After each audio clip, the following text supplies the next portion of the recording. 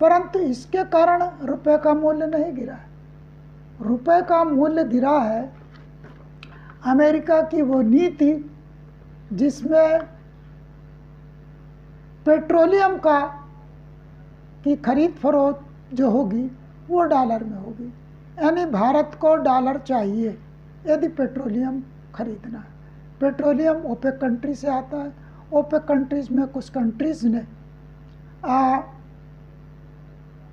America के साथ समझौता कर लिया, तो उसे जिन देशों में अपना पेट्रोलियम निर्यात कर रहा है उसके साथ कोई पंगा नहीं लेना है। पंगा लेने का काम अमेरिका का, क्योंकि जो भी लेन देन हो रहा है वो डॉलर में हो रहा है। इसलिए हर देश को जो पेट्रोलियम खरीदते हैं उनको डॉलर चाहिए और डॉलर अमेरिका देगा।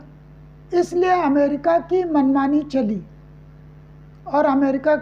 चली और उसने दूसरे देशों के पैसे को, मुद्रा को गिराया। उन देशों के जो श्रम मूल्य को कम किया और सरकारें उसके आगे झुकती गईं। तो जितनी हमारी IAS लॉबी है, सचिव स्तर के लोग हैं, डायरेक्टर स्तर के लोग हैं, प्रमुख सचिव हैं, सब तो जनरल कैटेगरी के थे। कर क्या रहे थे? फिर उच्च जातियों के लोग हैं। धार्मिक संस्थाएं हमारी क्या कर रही थी?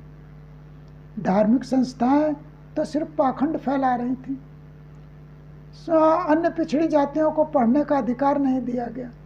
SCओं को जो पढ़ने का अधिकार दिया गया उसकी स्थिति भी बड़ी खराब थी, क्योंकि निजी शिक्षा के निजीकरण ने, जो उस समय प्राइवेट इंटर कॉलेज हुआ करते थे, एक GIC कॉलेज को छोड़कर, वहाँ तो नकल का बड़ा बोलबाला था।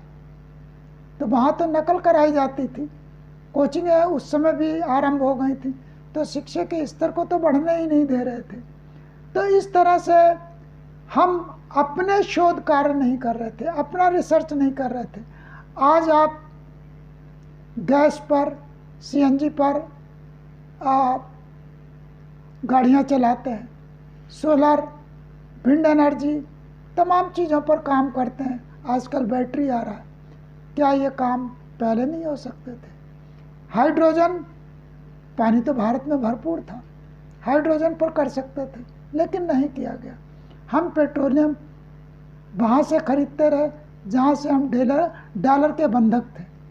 तो इस तरह से लगातार हमने डॉलर के तुलना में रुपये का अवमूल्यन करते गए। आज हम रूस से तेल खरीदते हैं। क्या उस समय रूस से तेल नहीं खरीद सकते थे?